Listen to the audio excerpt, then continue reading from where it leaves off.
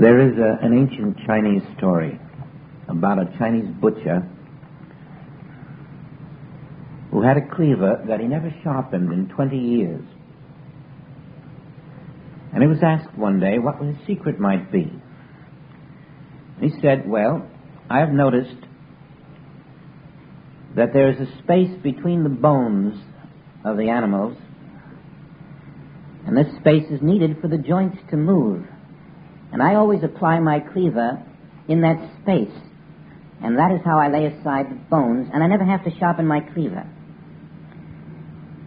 The story is really told by one who popularized the message of Lao Tzu, the Chinese father of Tao. It is really a message of grace, and it came upon the earth in a different way through Jesus Christ. At the time that Jesus appeared, the world was really no better off than we are today. Its problems were under different names, but essentially, man was lost. Man did not know where to go to find the truth. Man was either enslaved to powers outside of himself, or to persons, or to his own ignorance. And the situation was so grave that it was necessary at that moment in history, just as the sun must shine and the rain must fall, at that moment there had to be a shower of words, of divine intelligence, a light. And this light that came spoke to men who had no ears and no eyes. It gave them words, and these words fell upon stony ground, upon places that could not produce the fruit of the seed of the intelligence that had shined from on high. But fortunately, the words were preserved. And though there may have been changes, alterations, the essence of that message is very vibrant today, waiting for all who can absorb it and are willing to pay the price of following it. It has been called the greatest message ever delivered to the human race, the Sermon on the Mount. And it does some very unusual things. It presents a completely new God. It erases all primitive notions about God. It also presents a completely new man. It erases all primitive notions about who man of earth is.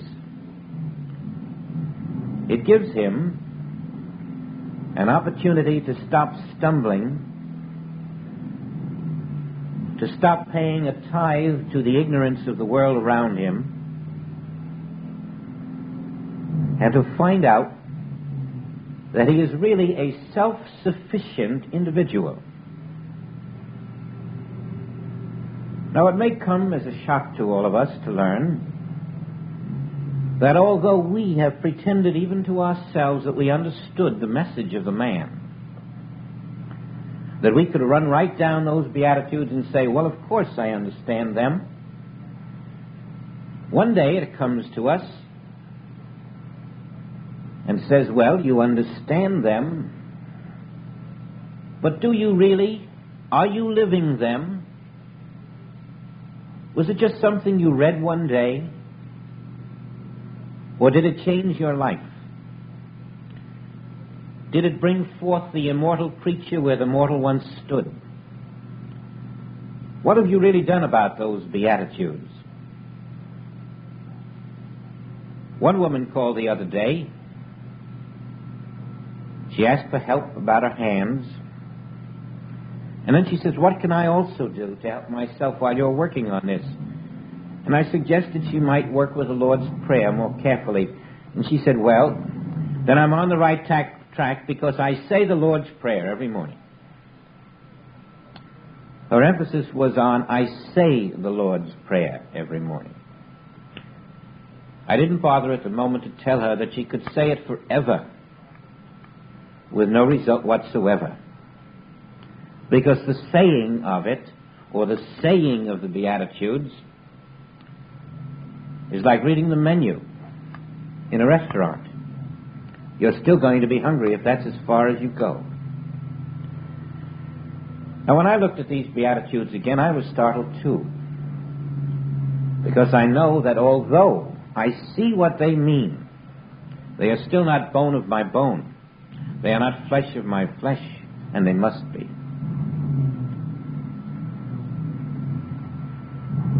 And then came an interesting illumination about them. And so I ask you now, what is it that you lack in this world? Make a list. Perhaps you're poor in health. Perhaps you're poor in finances. Perhaps you're poor in customers or clients or companionship. Perhaps you're poor in many things, in understanding, in justice, in friends, in possessions. And you can begin to see that as you expand the various degrees of poverty you think you have, you may come up with a list of 50 different items, some material things, some emotional, some sociological, some economic. And there you'll say, there, I'm poor in all of these things.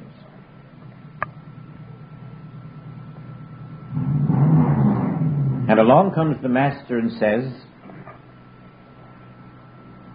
that's right, according to your naked eyes, you are poor in all of these things.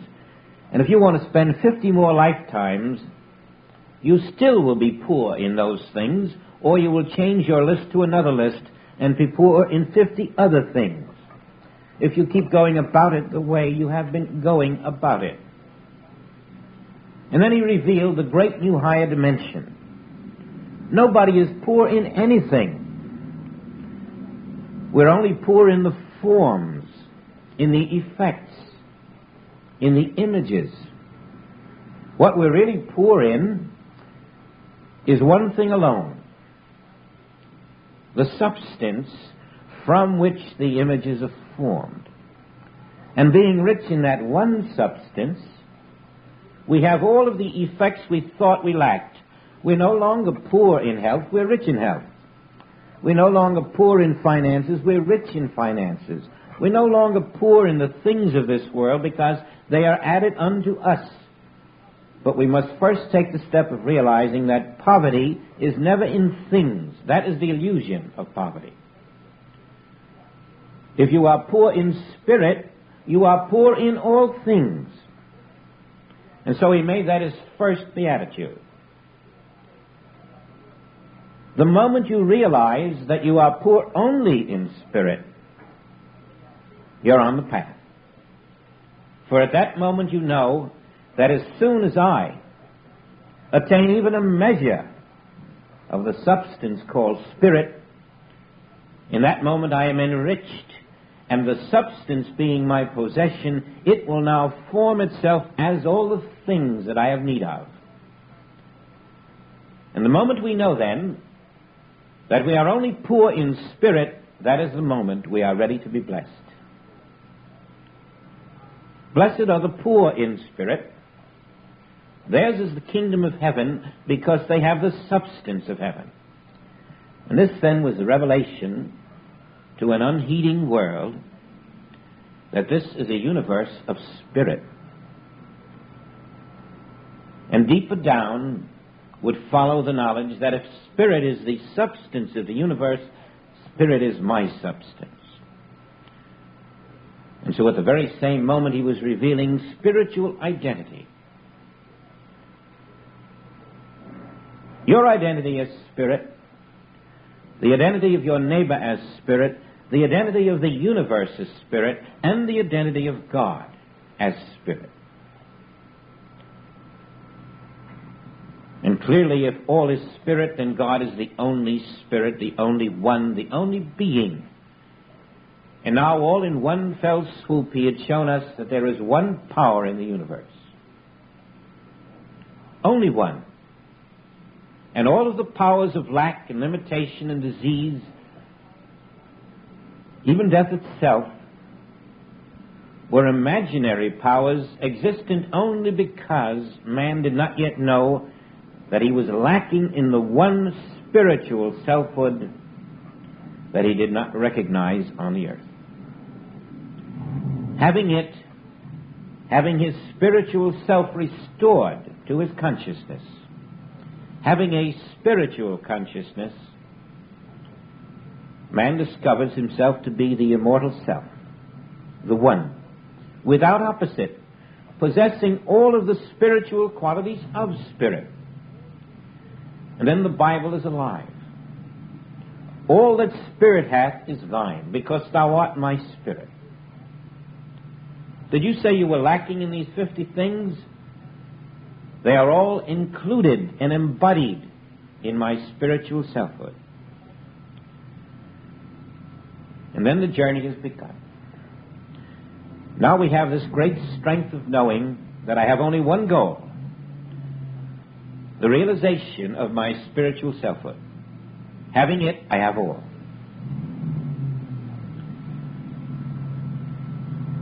And as this begins, as this conviction deepens, as nothing in this universe can stop you from the attainment of that which you know is self, you're faced with the first problem. What am I going to do with this fellow, this man of flesh? And it tells you to mourn for him. It tells you that if you wish to be Christed, you must mourn for the man of flesh that you thought you were. It tells you to lay aside the garment of mortality. It tells you to realize that man of flesh never was even living. He is a dead corpse. It tells you to mourn for the dead corpse that you called your human self. It tells you to lay aside the dead concepts, the dead beliefs, the dead ideas. It tells you to lay aside all of the beliefs of the counterfeit human mind. Yes, we were interested in being enriched spiritually, but we can only do it when we will lay aside the material self.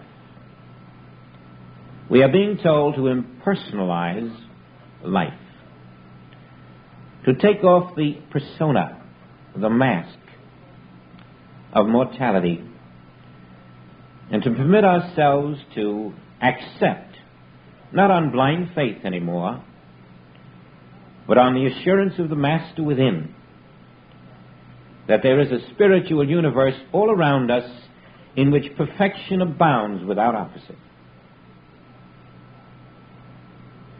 And so have we been touched sufficiently to serve this inner spirit, or do we wish to continue in mammon, seeking the physical possessions of the world? This is where we determine the second beatitude and its position in our life. Are we ready to mourn, to lay aside the false dead self? Are we ready to begin anew another life as a child again?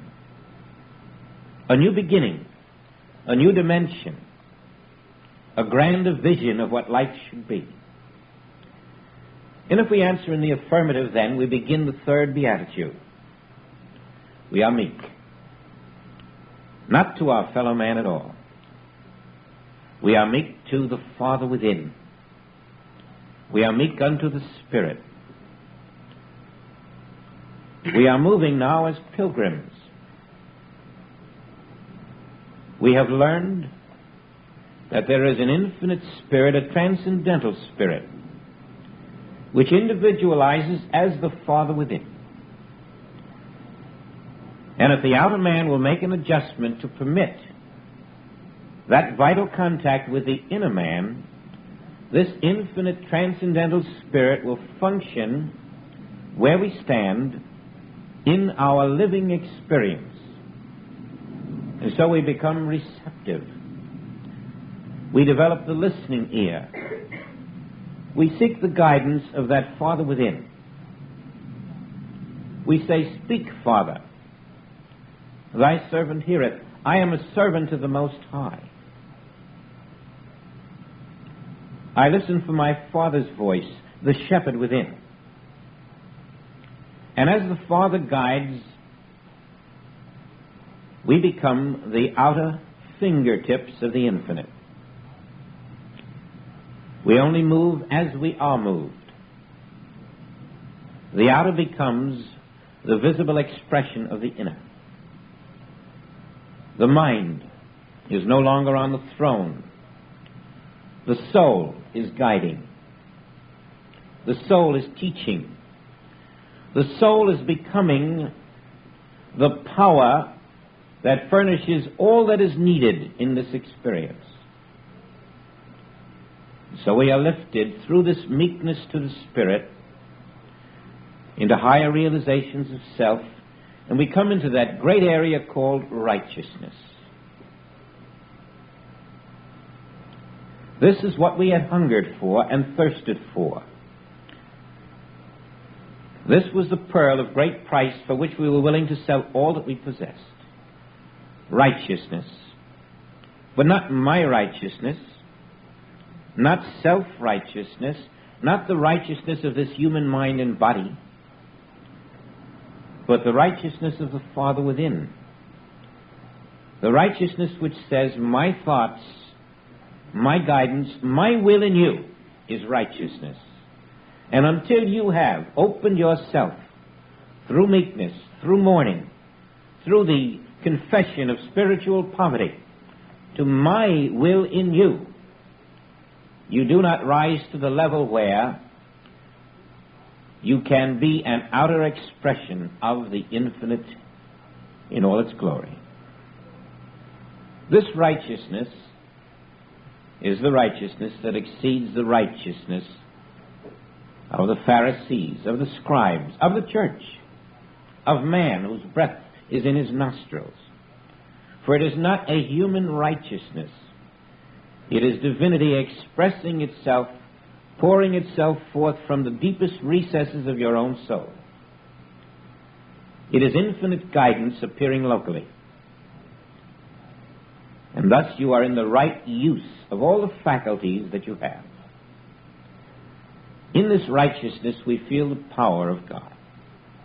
We feel the power of the Spirit. We can feel the doors open around us. We can feel invisible sunlight.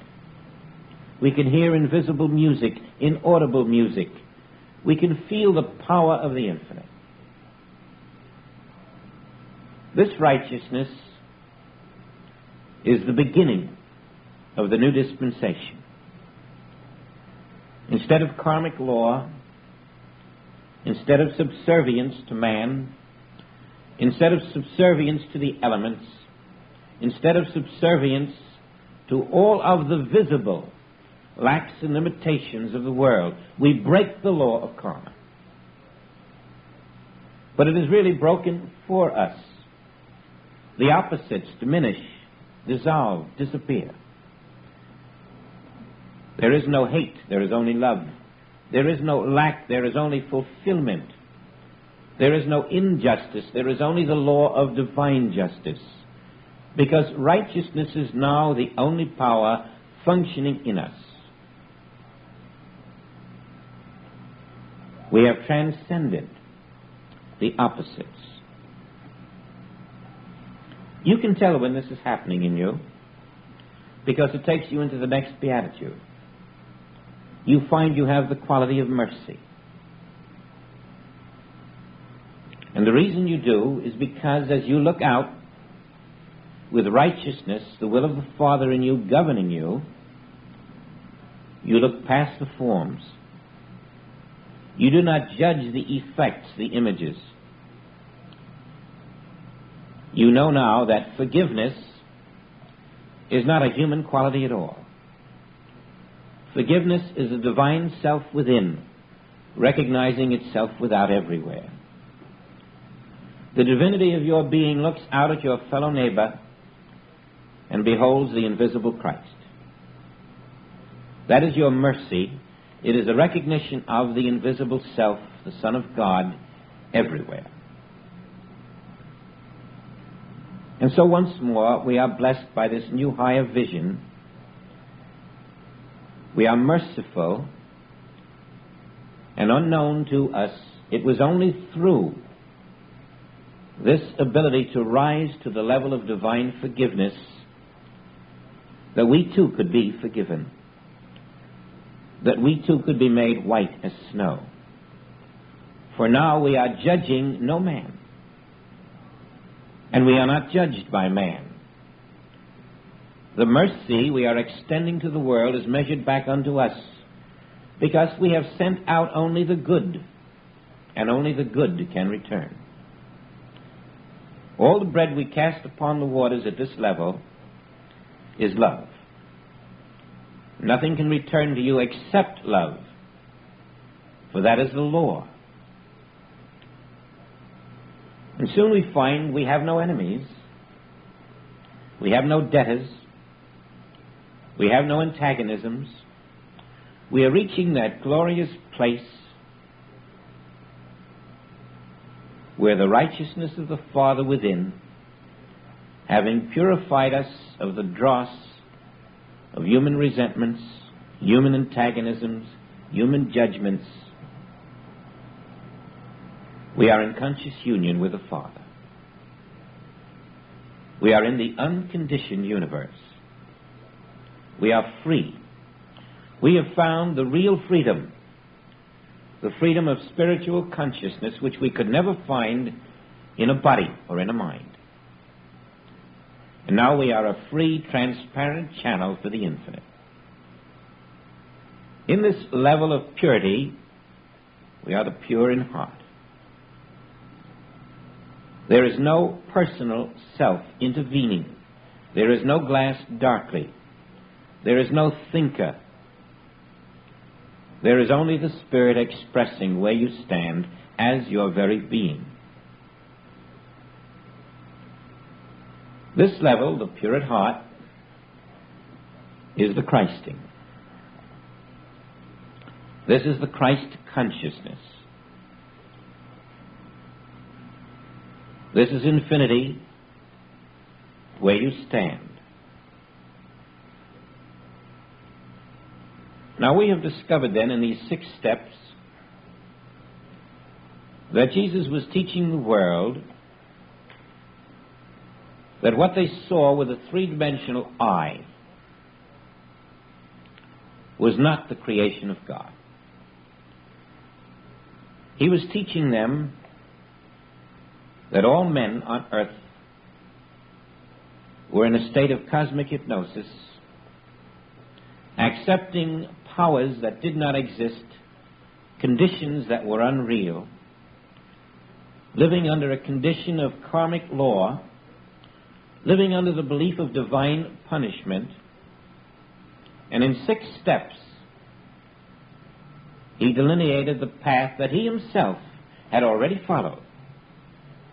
Not his theories, but his tested, proven, dependable demonstration that if you begin with the realization that your only need is spirit, that all that exists is spirit, and if you consecrate your time and effort to the realization of spirit everywhere,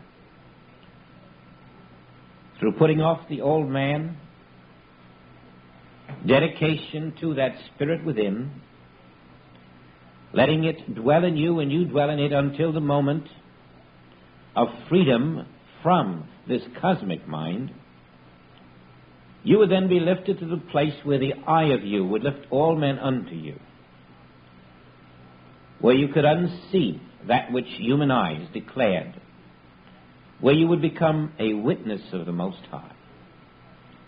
And then finally the Christing, the initiation the opening of the kingdom of heaven on earth to you. And still we're a bit short of the mark. We're untested. We have to still go through that testing period. And so he tells us, blessed are those who are persecuted for righteousness' sake. And here is where you discover if this is for you or not. Judas couldn't make it. The acid test was too much for him. But when you have the ability to look at the persecutions of the world around you, the horrors, the corruption, the evil, and all that seems to be beyond the control of man, when you can also look at the subtle persuasions within yourself, those little invisible persecutors of your own mind, and can face all this with the knowledge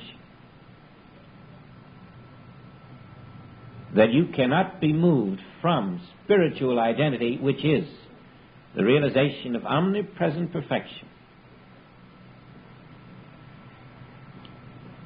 and that every problem that presents itself to you is nothing more than the acid test of your conviction, then you will know that you have touched the higher consciousness. You will know it was necessary, too, because the word in you must be sealed. You must pass through that acid test. In fact, he goes a step further. He says, rejoice.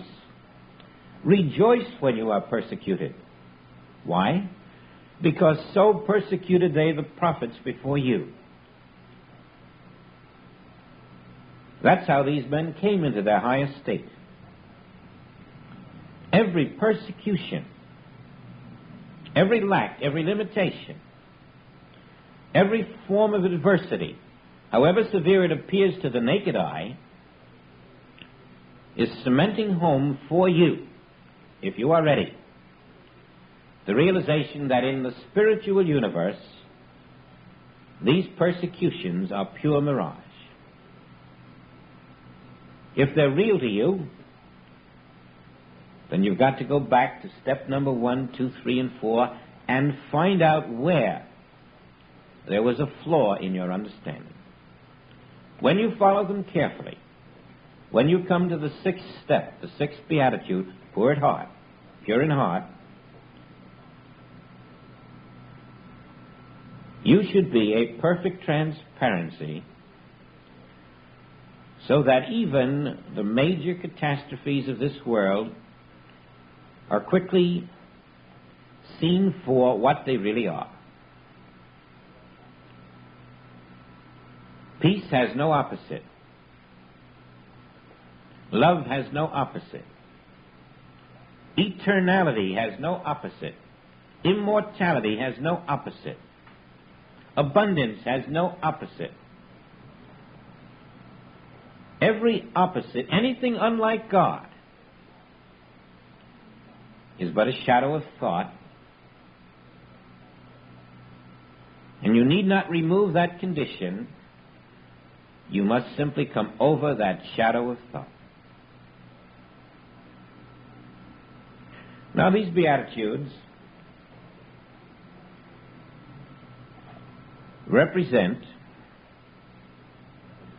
the almost total message of Christ on earth. The rest of the Sermon on the Mount is a delineation of the meaning of these 6, 7, 8 cardinal points. To be sure, then, that you do not overlook this little area or that little area, he goes on and says, you have heard it said of old. And that means perhaps you have tried to live by the 10 Commandments. Perhaps you have tried to do what you call the right thing. But always, in spite of that, as long as you lived in the human mind, you lived in the human opposites. You could never extricate yourself from war and peace, from love and hate, from lack and abundance, good health and bad health. Always there had to be an up for a down, a black for a white, an in for an out, a high for a low. But now there is a subtle transmutation. The lower becomes the higher. The inner becomes the without. The divine becomes its own expression, and the shadows of imitation fade away. It is said that he went onto a mountain, but you know by now that the only mountain he went on to was the mountain of high consciousness. And he said, "Follow me up this mountain of high consciousness." Actually, this complete Sermon on the Mount was the ordination of his disciples, and to show that he was not intending it only for these 12. When he ordained them, when he gave them these divine principles, he spoke to the world. Others were present. He was demonstrating that this, though it be the consecration of my disciples, it is a universal message. It is for all who will follow me as my disciples in the future. All who will begin by renouncing all the false beliefs in poverty and realizing there is only one poverty in all this world, the poverty of spirit. And then he revealed how from that wisdom we walk out of this world into my kingdom on earth. This was the message of infinite grace. It is called learning how to work without working. Learning how to let the life spirit effortlessly fulfill itself in and as you. That's what the butcher was really saying, who didn't have to sharpen his knife for 20 years. Now, we who have not found this area of grace are not practicing the message of Christ. Actually, Christianity has not been taught on this earth for some 1700 years. You see, Christianity, in its real essence, before it was organized, was a teaching about grace and truth. Man had been taken out of the karmic law and brought from karmic law to grace. And the teachers of Jesus went around in ones and twos explaining the message. At first they taught it to only Jews. They didn't realize themselves that he had taught a universal message. So the earliest teaching was to what they called Jewish Christians. And these fellows still thought it was a sect of Judaism.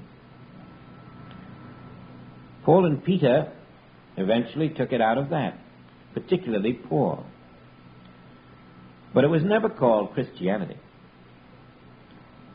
It was simply a higher order of life that originated inside Judaism, then came out of Judaism, and finally was organized and called Christianity. At which point a very unusual thing happened. All that remained was the name. The teaching of grace and truth was thrown right out the window. The men who organized it had no knowledge of what it meant. And so they immediately put religion right back into old-fashioned Judaism and taught about a God of punishment. They took the old Judaic non-God and made it God. Grace was lost. Truth was lost. The words remained, but there was nobody to teach them or practice them.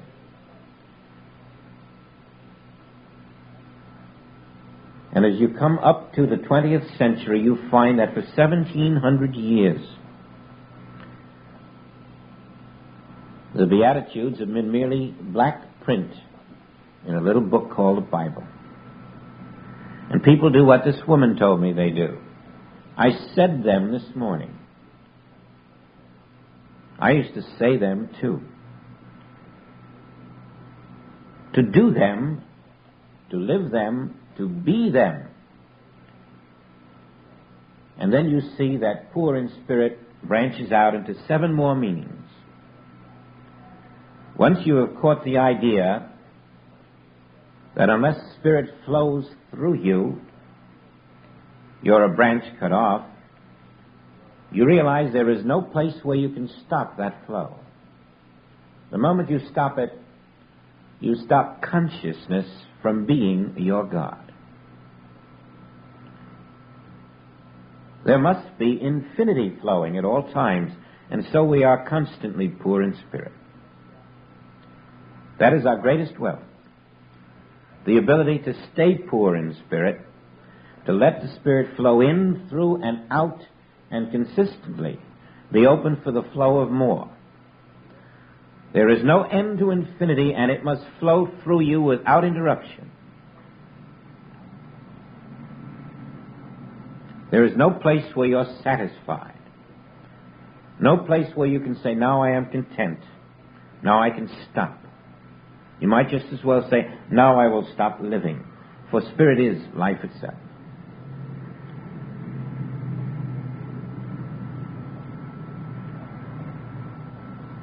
When we tune then to the Father within, we really mean that we are in contact with that infinite spirit which is individualized as our very being. The outer man and the inner man are one. I and the Father within are one. And the Father within is one with the infinite Father. And now we have conscious fulfillment of our mission on this earth. Now we can fulfill our purpose. Now we can glorify the Father. Now we can walk forth on the earth as the Son of God, as the light.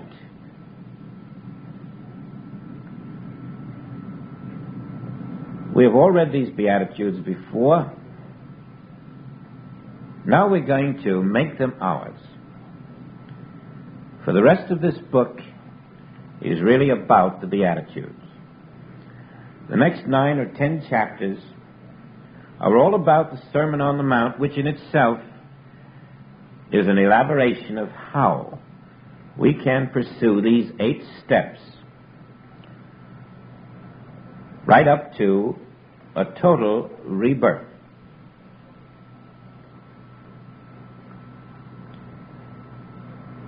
The new birth is actually the receptivity to the light of the Father within.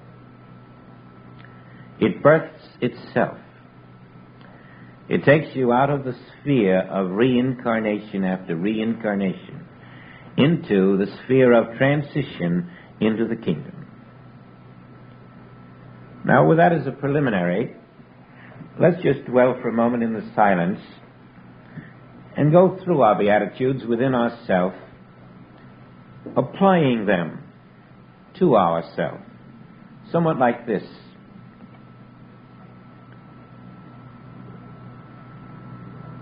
As I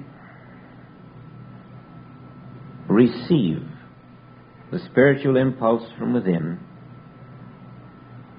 I am becoming enriched in the Spirit.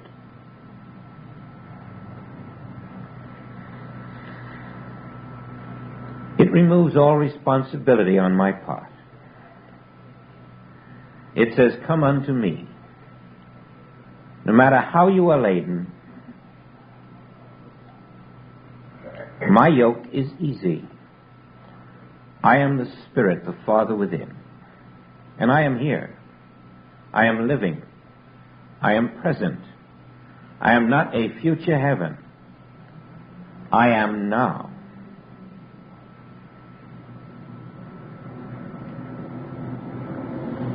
Let go of that old fellow, that mortal mind. Don't try to think this out. Don't cling to yesterday. Don't cling to your beliefs. Don't be cautious. Don't be concerned. Let go and trust the spirit of your own being. Let that other fellow die. You will be comforted. Develop the inner ear now and listen at all times. Remember, the Father within is not far away. Right where you stand, I am. Closer than your own heartbeat, I am. I, in the midst of thee, am ready to take on the burden of your life completely. Be meek unto me. For I will lift you into the realm of righteousness. I will be your way, your wine and your water. I will appear as a cloud by day and a pillar of fire by night. I will appear as food on your table. I will look out through your eyes, and I will hear through your ears. I will be your pulse. I will be your fortress. I will be your sword. And I will be the love that pours through you into the world. Trust me. Lean on me. Lean not on thine own understanding. For I am come. And now look out at your fellow man and love him. Let me, through you, love him. For I will show you that only the Spirit of God surrounds you in all this world, no matter what your eyes may see. I will show you wholeness where the eye sees fractions. I will show you peace where the eye sees war. I will show you inner peace, a peace so deep that it will pass all mortal understanding. I am the peacemaker within. I show you how to lay aside the feelings of insecurity, of doubt, of anxiety, of fear. For I am the one power. When my presence in you is released, there is only peace. You fear nothing that the world can do. Your peace is deeper than the ocean and higher than the sky. Your peace is the knowledge that I and the Father are one self. And your peace can stand before a mountain and push the mountain into a sea. To your peace, nothing is impossible. Why is all this true?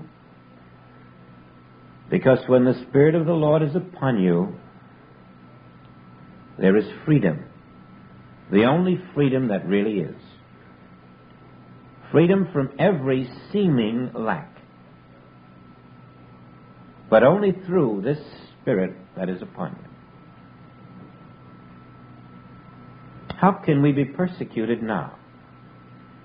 Every form of persecution occurred to the mortal self. I, the Spirit, cannot be persecuted. And I, the Spirit, am your being, realized, attained, accepted.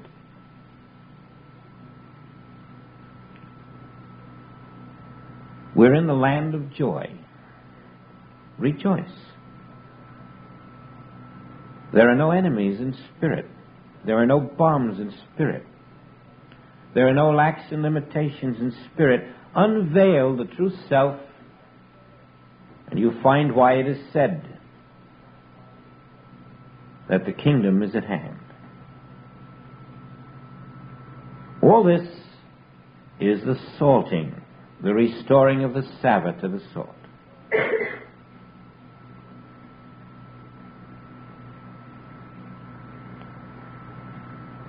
Is there another way? You will find there is none. And if you waste years seeking another way, each way will lead you to the same place. You must find the spirit of your being. You must release yourself to it. And these 1700 years have shown us the folly of turning to human authorities,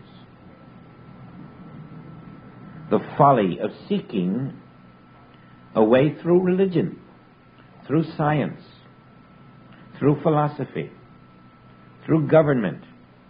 There is no such way, because religion, science, government, and philosophy, they too must find that they are poor in spirit. Each must come to this conclusion to begin the birth of the real self. Science offers its cosmic toys. Religion offers its prattle about God.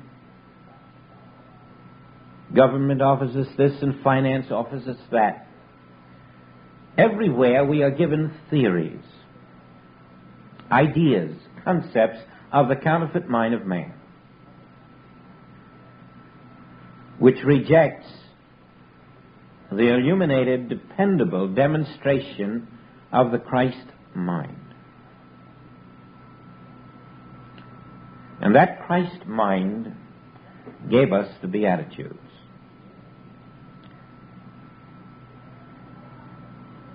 It never said that this will all come true someday. It said it is true. It didn't say blessed will be. It said blessed are. It was speaking in the present tense, the eternal now tense, that when you have accepted poverty of spirit as your only sin, blessed are the poor in spirit. You have begun the pilgrimage. You're on the path. And once on the path, you cannot be taken away.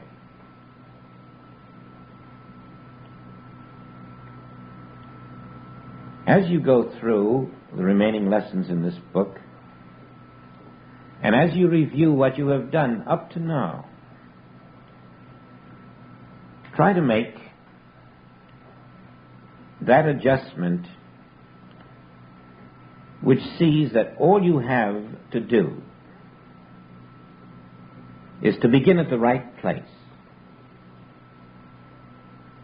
and then slowly take each step until you have a coordinated inner program of knowing that unless I am now in contact with the inner spirit,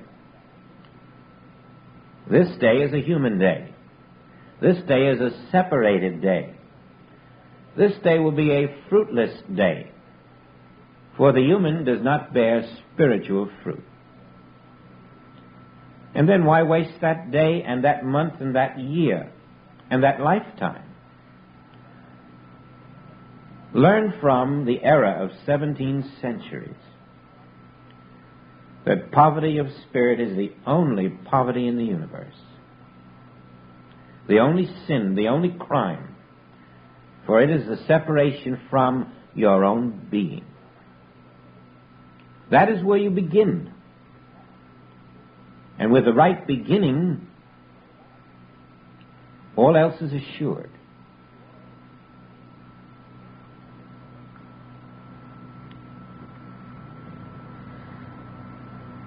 And so we have the way home to the Father's house that all of the religions of the world have walked by. Why they felt they could invent their own ways, I'll never know. But the human mind is that way. It knows so much better than God. And so we have all thought out our own individual schemes, and religions have given us their schemes. And each one has turned away from the very Spirit itself, which says there is only one way. I am the way. I, Spirit, am the way. I, Spirit, am the identity of your being, unless you are I. There is no way for you. For the creature is not the way. The mind of the creature is not the way. Human authorities are not the way. And you can look through the Sermon on the Mount from the first word to the last, and conspicuously absent is all reference to the fact that in order to find the truth, you must go to God through religion, through the church, through the temple. That you must find some systematic theology. All of this is absent. He was taking us away from that to the kingdom of God within us.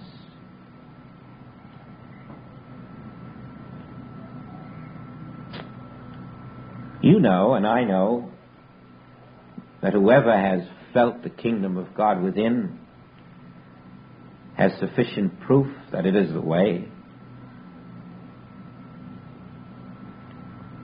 We also learn that the way is sure. There's very little doubt in the way, because it's always proving itself, always blossoming forth with beautiful signs to tell you you're moving in the right direction.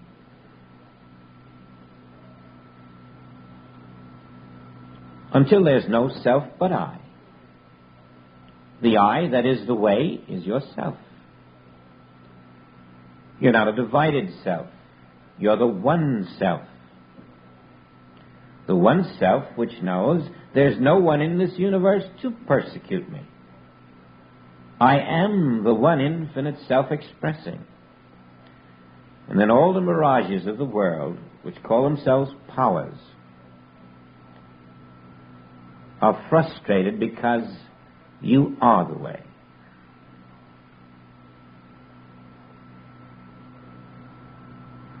Now are we the way.